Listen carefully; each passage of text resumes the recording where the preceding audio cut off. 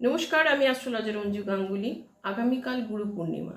গুরু পূর্ণিমার প্রারম্ভেই জানাই আমার গুরুদেব এবং আমার দীক্ষা গুরু, আমার শিক্ষা গুরু এবং সবচেয়ে বড় গুরু আমার মা বাবা, তাদেরকে প্রণাম জানিয়ে আজকের বক্তব্য আমি কিছু বলবো।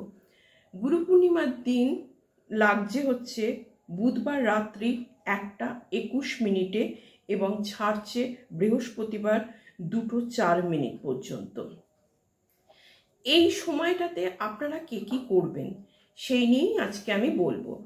কি কি করতে পারেন? প্রথমেই সকালবেলা উঠে সূর্য প্রণাম করুন, সূর্যকে জল দিন, অর্ঘ্য দান করুন এবং সারাদিন কি করবেন না, মা লক্ষ্মীর পুজো করুন, সত্যনারায়ণের পুজো করুন, গণেশজির পুজো করুন এবং আপনার যে মা বাবা রয়েছেন তাদেরকে সাহায্য করুন এই দিনটিকে এবং তাদেরকে প্রণাম করুন স্নান করে উঠে।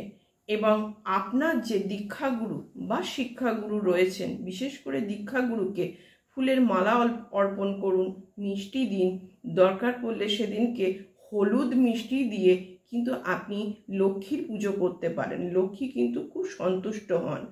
আশা করি এই গুরু পূর্ণিমা আপনাদের সবার ভালো কাটুক এই কামনা করি। নমস্কার, জয় মা তারা।